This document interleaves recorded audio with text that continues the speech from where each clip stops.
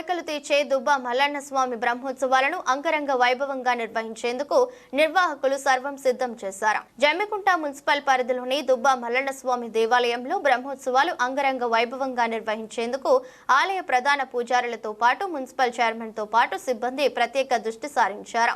ఐలోని కొమురెల్లి ఓదల తరహాలో స్వామి బ్రహ్మోత్సవాలు జరగనున్నాయి. దీనిలో భాగంగా ఆదివారం తెల్లవారుజామున దుబ్బ మల్లన్న స్వామికి దిష్టి కుంభం తీసి పెద్దపట్నం వేయడం జరుగుతుందన్నారు. అనంతరం దుబ్బ మల్లన్నతో పాటు బలిజ, మేడలమ్మ, గొల్ల కేతమ్మలను పట్టు వస్త్రాలతో సర్వంగా సుందరంగా అలంకరించి ప్రధాన పూజారి మేడిపల్లి రవీందర్, రాజా కొమురయ్య, సదానందం ఆధ్వర్యంలో కళ్యాణ మహోత్సవాన్ని నిర్వహించనున్నారు. పట్నాలతో పాటు రథోత్సవ కార్యక్రమాన్ని కూడా నిర్వహించేందుకు అన్ని ఏర్పాట్లు చేసినట్లు నిర్వాహకులు తెలిపారు. దుబ్బ మల్లన్న స్వామి బ్రహ్మోత్సవాలకు మండల ప్రజలతో పాటు వివిధ గ్రామాలకు చెందిన భక్తులు అధిక సంఖ్యలో తరలివచ్చి విజయవంతం చేయాలని కోరుతున్నారు.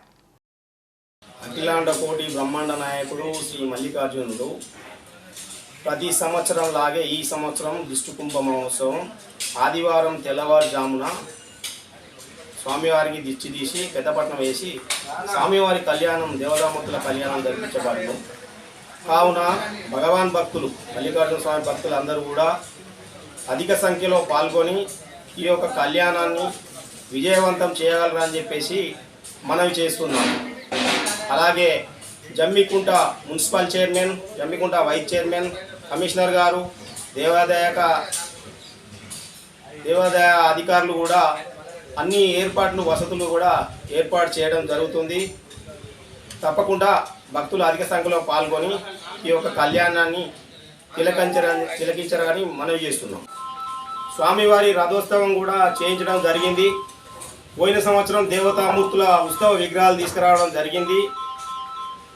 సేమ్ కొమరవెల్లిలో ఏ నమూనుగా జరుగుతుందో, ఐలవోలులో ఏ నమూనుగా జరుగుతుందో, ఓదెలలో ఏ నమూనుగా జరుగుతుందో స్వామివారి కళ్యాణం ఇక్కడ కూడా దుబ్బ మల్లికార్జున స్వామికి కళ్యాణం అదేవిధంగా జరుగుతుంది అని భక్తులకు తెలియదు. ధర్మారం దుబ్బ మల్లికార్జున స్వామి టెంపుల్లో రేపు సాయంత్రం సుంకుబియ్యం పట్టడం జరుగుతుంది.